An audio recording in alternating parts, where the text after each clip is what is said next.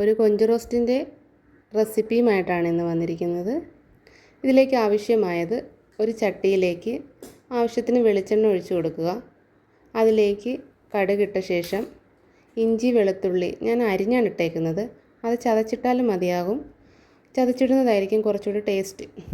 ഇഞ്ചിയും വെളുത്തുള്ളിയും ഇട്ട് കൊടുത്തതിന് ശേഷം ഒന്ന് വഴറ്റുക. വഴറ്റിക്കഴിഞ്ഞ് അതിലേക്ക് സവോള ആഡ് ചെയ്ത് കൊടുക്കുക.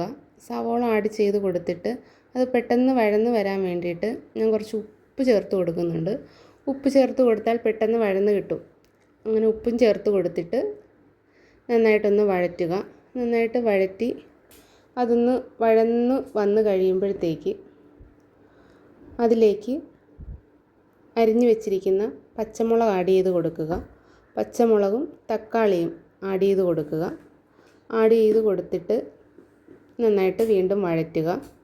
വഴറ്റി അതൊന്ന് നല്ല രീതിയിലൊന്ന് വഴന്ന് മൂത്ത് വരുമ്പോഴത്തേക്ക് അതിലേക്ക് പൊടികളായ മഞ്ഞൾപ്പൊടി, മുളക് പൊടി, ഗരം മസാല ഇതെല്ലാം ഞാൻ എൻ്റെ ഒരു കണക്കിനാണ് എടുത്തേക്കുന്നത്.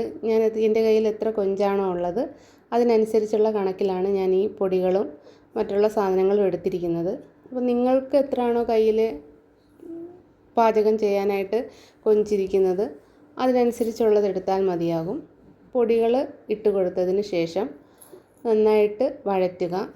വഴറ്റി കരിഞ്ഞു പോകാതിരിക്കാൻ വേണ്ടിയിട്ട് തീ കുറച്ച് വെച്ച് വഴറ്റുന്നത് നല്ലതായിരിക്കും, അല്ലെങ്കിൽ കരിഞ്ഞു പോകും. നന്നായിട്ട് വഴറ്റി വഴന്ന് വന്ന് കഴിയുമ്പോഴത്തേക്ക് അതിലേക്ക് ഞാൻ വെള്ളമാണ് ചേർത്ത് കൊടുത്തിരിക്കുന്നത്. വെള്ളത്തിന് പകരം തേങ്ങാപ്പാൽ ചേർക്കുന്നത് കുറച്ചും കൂടെ രുചികരമായിരിക്കും. ആവശ്യത്തിന് വെള്ളം ഒഴിച്ചു കൊടുക്കുക. കൊഞ്ചിന് നല്ല വേവുള്ളത് കാരണം ഞാൻ കുറച്ചധികം വെള്ളം എടുക്കുന്നുണ്ട്. കാര്യം കൊഞ്ച് കിടന്ന് വേവാൻ വേണ്ടിയിട്ട് ആവശ്യത്തിന് വെള്ളം ഒഴിച്ചു കൊടുത്തിട്ട് അതിലേക്ക് കഴുകി വെച്ചിരിക്കുന്ന കൊഞ്ച് ചേർത്ത് കൊടുക്കുക. കൊഞ്ച് ചെമ്മീൻ എന്നൊക്കെ പറയും. നമ്മൾ പ്രധാനമായിട്ട് കൊഞ്ചെന്നാണ് പറയുന്നത്. കൊഞ്ച് ചേർത്ത് കൊടുത്തിട്ട് ഒന്ന് ഇളക്കിയിട്ട് അത് മൂടി വെച്ച് വേവിക്കുക. കൊഞ്ചിന് പൊതുവെ നല്ല വേവ് കൂടുതലാണ്.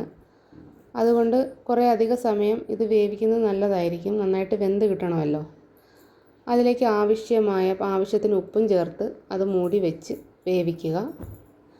വെന്ത് കഴിയുമ്പോഴത്തേക്ക് അത് തുറന്നിട്ട് ഒന്നും കൂടി ഞാൻ ഇളക്കി കൊടുക്കുന്നുണ്ട്. അതിലേക്ക് ആവശ്യത്തിന് കറിവേപ്പിലയും കൂടി വീണ്ടും ആഡ് ചെയ്ത് കൊടുക്കുന്നുണ്ട്. ആഡ് ചെയ്ത് കൊടുത്തിട്ട് നന്നായിട്ടൊന്ന് ഇളക്കുക. വെള്ളമൊക്കെ നന്നായിട്ട് വറ്റിയിട്ടുണ്ട്.